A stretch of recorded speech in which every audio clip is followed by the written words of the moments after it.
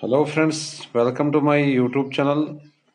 तो आज का जो हमारा टॉपिक है यहाँ पे वो है law of diminishing marginal utility. तो इकोनॉमिक्स में ये बहुत ही ज़्यादा इम्पोर्टेंट लॉ है because this law is applicable for all goods and services और इस लॉ की एक यूनिवर्सल एप्लीकेबिलिटी भी हासिल है। तो आज का जो टॉपिक है इसको स्टार्ट करने से पहले आप सभी से रिक्वेस्ट है कि अगर आपने अभी तक हमारी यूट्यूब चैनल मीर ट्यूटोरियल्स को सब्सक्राइब नहीं किया है तो प्लीज डू सब्सक्राइब इट, और अगर आपको आज का हमारा ये वीडियो अच्छा लगेगा तो प्लीज डू लाइक इट। तो आज का जो टॉपिक है वो हम स्टार्ट करेंगे।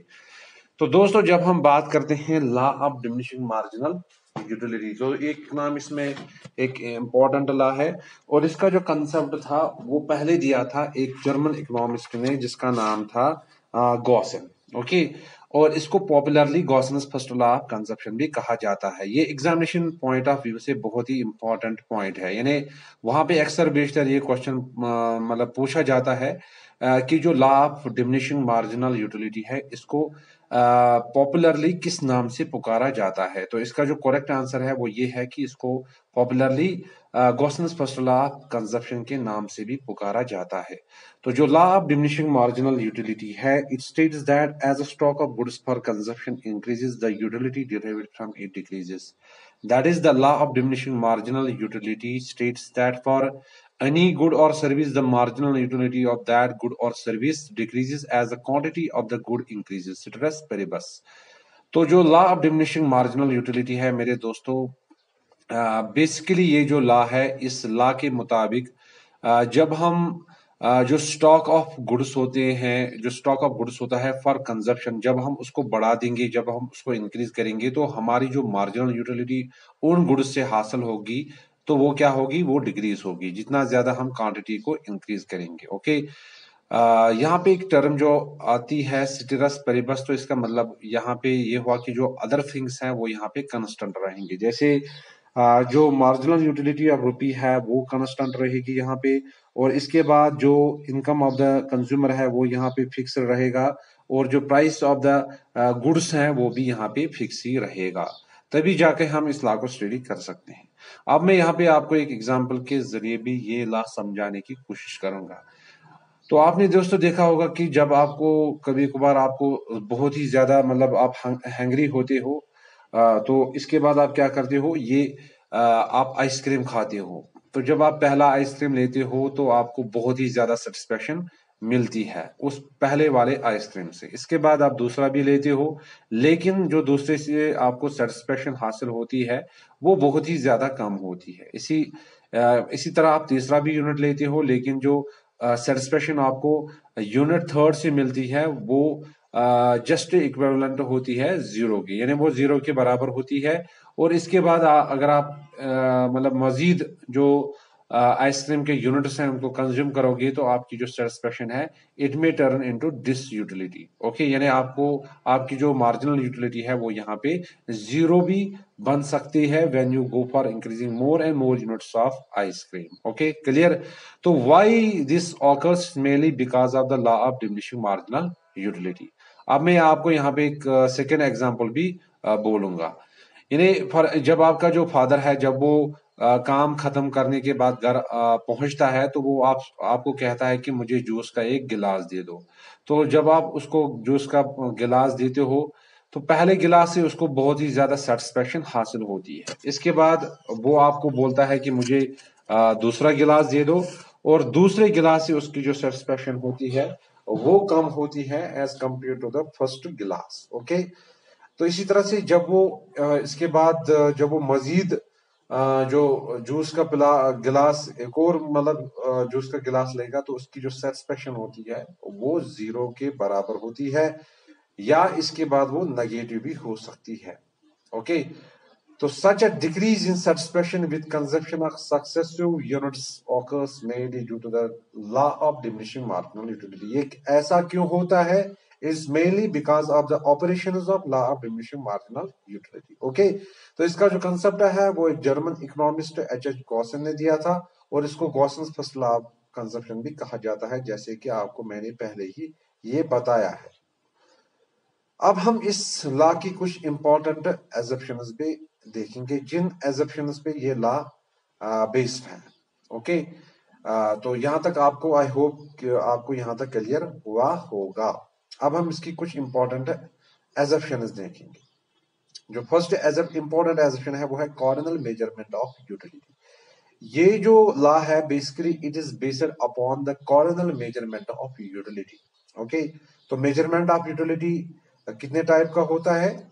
दो टाइप्स का, एक cardinal measurement, second one is ordinal measurement. Cardinal measurement का क्या हुआ, मतलब कि यहाँ पे जो यूटिलिटी होती है वो हम मेजर करते हैं in quantitative terms such as 1, 2 and 3। But in ordinal measurement, utility cannot be measured, but we can simply say how much utility of one good differs from that of the another. Okay, so this is cardinal measurement of utility. Okay, तो जो first important assumption है वो है cardinal measurement of utility. Second important assumption यहाँ पे जो इस law की है वो ये है कि यहाँ पे हम यूटिलिटी को, यहाँ पे हम ये अज्यूम करेंगे कि जो यूटिलिटी है उसको हम मेजर करेंगे इन monetary terms. And the third important assumption वो यहाँ पे जो है वो है हम एक रीजनेबल क्वांटिटी को कंज्यूम करेंगे। कंजप्शन ऑफ रीजनेबल क्वांटिटी यानी जो एक रीजनेबल क्वांटिटी होगी हम उसको यहाँ पे कंज्यूम करेंगे। मिसाल के तौर पर अगर हमें कंजप्शन ऑफ वाटर को मेजर करना होगा तो हम उसको मेजर नहीं कर सकते हैं as a drops of water और as a spoon of water, rather we should measure it as a full glass of water. Okay, इसके बाद जो मतलब नेक्स्ट एजम्पशन है वो है कंटिन्यूअस कंजप्शन। यहाँ पे हम ये भी इज्यूम करते हैं कि जो कंजप्शन है ये कंटिन्यूअस प्रोसेस है, यानी अगर हमने एक आइसक्रीम को मॉर्निंग में कंज्यूम किया तो जो दूसरा है मतलब जो दूसरा है उसको हम इवनिंग में कंज्यूम नहीं करेंगे बल्कि हम उसको कंटिन्यूअसली कंज्यूम करेंगे। ओके, यानी यहाँ पे आपको ये बात समझने की जरूरत है कि मैं अगर मॉर्निंग में मैंने एक आइसक्रीम लिया तो इसका मतलब ये है कि मैं अब जो नेक्स्ट है वो मैं कंटिन्यूअसली लूंगा, ना कि मैं वो इवनिंग में लूंगा।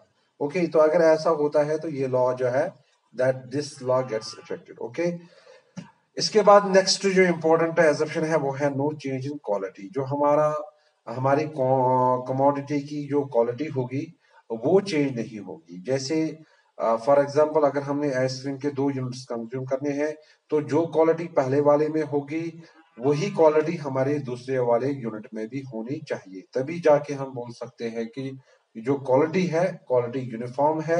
जो पहले वाले यूनिट में क्वालिटी थी वही सेकंड वाले यूनिट में भी क्वालिटी है यहाँ पे, यानी यूनिफॉर्म क्वालिटी यहाँ पे है। ओके, तो ये भी जो है एक इंपॉर्टेंट एजम्पशन है law of diminishing marginal utility. Okay, next important assumption जो है यहाँ पे वो है रैशनल कंज्यूमर। हमारा जो कंज्यूमर है जिसको हम स्टडी करेंगे यहाँ पे वो रैशनल होना चाहिए, यानी उसका जो मकसद है वो यही होना चाहिए कि उसकी जो टोटल सेटिस्फेक्शन है वो मैक्सिमाइज होनी चाहिए। इसके बाद जो भी यूटिलिटीज उसको डिफरेंट कमोडिटी से हासिल होंगी वो उनमें एक तो इनको मेजर करना चाहिए, इसके बाद उनको कैलकुलेट करना चाहिए और इसके बाद वो उनमें कंपैरिजन करना चाहिए। यानी जो भी यूटिलिटीज उसको डिफरेंट कमोडिटी से हासिल होंगी वो उनमें एक कंपैरिजन करेगा एक और उनको मेजर भी करेगा वो। ओके, और ओवरऑल उसका जो एम है वो यही होगा कि जो उसकी टोटल सेटिस्फेक्शन है उसको मैक्सिमाइज किया जाए। नेक्स्ट इंपॉर्टेंट एजम्पशन जो है वो है इंडिपेंडेंट यूटिलिटीज। यहाँ पे हम ये भी एज्यूम करेंगे कि जो कमोडिटीज एक कंज्यूमर कंज्यूम करेगा वो इंडिपेंडेंट होंगे और जो marginal utility of one commodity है इसका कोई भी लेना देना नहीं होगा with the marginal utility of another commodity है। ओके, और यहाँ पे हम ये भी एज्यूम करेंगे कि जो एक इंसान की यूटिलिटी है वो दूसरे इंसान की यूटिलिटी पे कोई असर नहीं डालेगी। ओके, तो जो नेक्स्ट इंपॉर्टेंट एजम्पशन है वो है मार्जिनल यूटिलिटी ऑफ रूपी जो है वो यहाँ पे कांस्टेंट रहेगी, यानी जो marginal utility of a money होती है basically it is a purchasing power of a rupee. तो हियर वी अज्यूम दैट की जो मार्जिनल यूटिलिटी ऑफ ए रूपी होती है या मनी होती है वो यहाँ पे सेम रहेगी for all the units of A commodity in question. यानी जो भी हम कमोडिटी कंज्यूम करेंगे यहाँ पे तो उससे जो उसकी जो मार्जिनल यूटिलिटी ऑफ मनी होगी उन कमोडिटीज की वो यहाँ पे सेम रहेगी for all the units that we consume. तो यहाँ पे जो मार्जिनल यूटिलिटी है ये कांस्टेंट रहेगी, तभी जाके जो law of diminishing marginal utility है इसको हम स्टडी कर सकते हैं।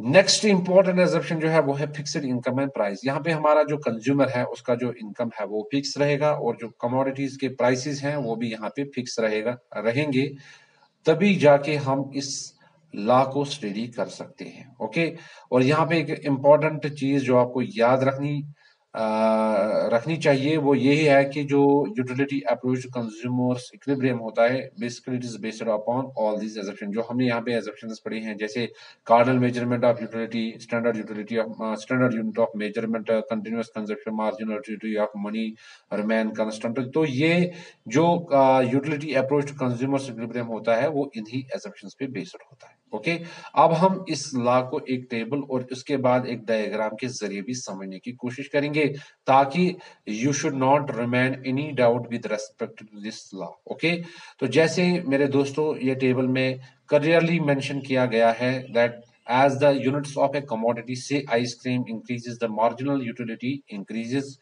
after a stage, and thereafter it becomes zero and then it becomes negative. Okay, as is clear from this table.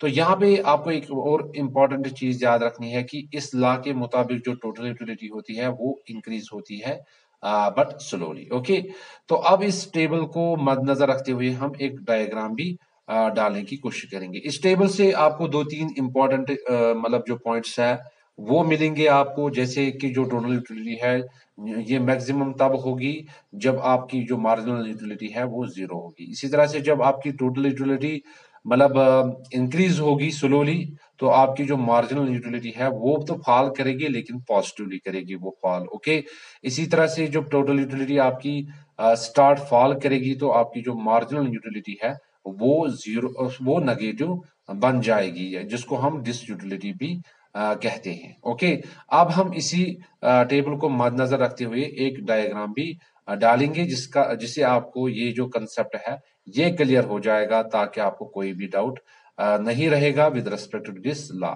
जैसे जो एक्स एक्सिस है इस पे हम यूनिट्स कंज्यूम जो हमने यूनिट्स कंज्यूम कर लिए हैं वो मेजर करेंगे और वाई एक्सिस पे हम मार्जिनल यूटिलिटी और टोटल यूटिलिटी को यूनिट्स में मेजर करेंगे।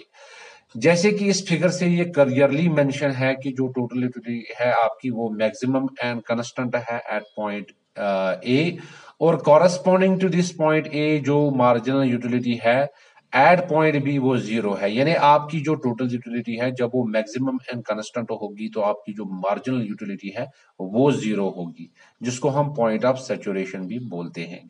कभी कभार ये एग्जामिनेशन में पूछा जाता है ये ऑब्जेक्टिव की जो मार्जिनल यूटिलिटी है वो कब जीरो होगी, कब जीरो होगी। तो दोस्तों आपको हमेशा याद रखना चाहिए कि आपकी जो मार्जिनल यूटिलिटी है वो जीरो तब होगी जब आपकी जो टोटल यूटिलिटी है वो मैक्सिमम होगी और कांस्टेंट भी होगी। ओके, और कभी कभार ये भी एक ऑब्जेक्टिव टाइप क्वेश्चन पूछा जाता है कि टोटल यूटिलिटी जब स्टार्ट फॉल करेगी तो what will happen to marginal utility. तो आपको याद रखना है कि उस टाइम जो मार्जिनल यूटिलिटी है वो नेगेटिव होगी, जिसको हम डिस यूटिलिटी भी बोलते हैं। ओके, तो आपने इस मतलब डायग्राम से दो तीन चीजें याद रख ली है कि जब आपकी total utility maximum and constant होगी आपकी मार्जिनल यूटिलिटी जीरो होगी, और जब आपकी जो टोटल यूटिलिटी है when it starts falling marginal utility will become negative, जिसको हम डिस यूटिलिटी भी कहते हैं। ओके, तो यहां तक आपको समझ में आया होगा, और अगर आपको मतलब with respect to this topic कोई भी डाउट रहेगा तो मैंने आपको पहले भी बोला है कि प्लीज डू कमेंट ताकि मैं आपका जो वो डाउट है वो क्लियर कर सकूं। तो अब हम इसकी कुछ एक्सेप्शंस भी देखेंगे जैसे हमने लॉ ऑफ डिमांड में देखी थी। हाँ, तो अब हम यहाँ पे exceptions to the law of demand पढ़ेंगे। पहली जो इंपॉर्टेंट एक्सेप्शन है वो है हॉबीज। देखिए दोस्तों, जब किसी इंसान की जो हॉबीज होती हैं जब उन हॉबीज में मतलब इजाफा होता है तो एक इंसान की जो मार्जिनल यूटिलिटी है वो इंक्रीज होती है विद एवरी एडिशनल यूनिट। लिहाजा ये जो लॉ है इस हॉबीज में ये लॉ फेल होता है। ओके।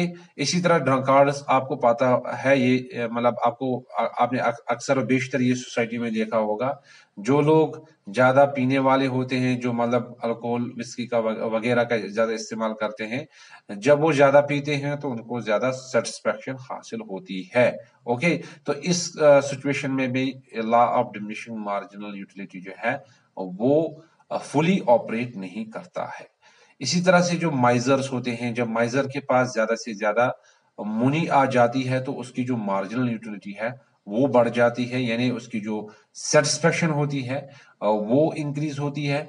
जब उसके पास नए जो मतलब नए नए मतलब जब वो न्यू एक्विजिशन ऑफ मनी हासिल करता है तो इससे उसकी जो सेटिस्फेक्शन होती है वो बढ़ जाती है।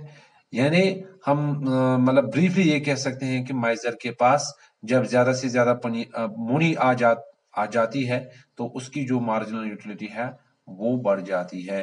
तो इस तरह ये भी एक एक्सेप्शन है to the law of diminishing marginal utility. Okay, यहां तक क्लियर। अब नेक्स्ट जो इंपॉर्टेंट एक्सेप्शन है वो है म्यूजिक एंड पोइट्री। यानी जो ये लॉ है, it does not work well in case of music and poetry. That is, music and poetry is an important exception for the law of diminishing marginal utility. कैसे?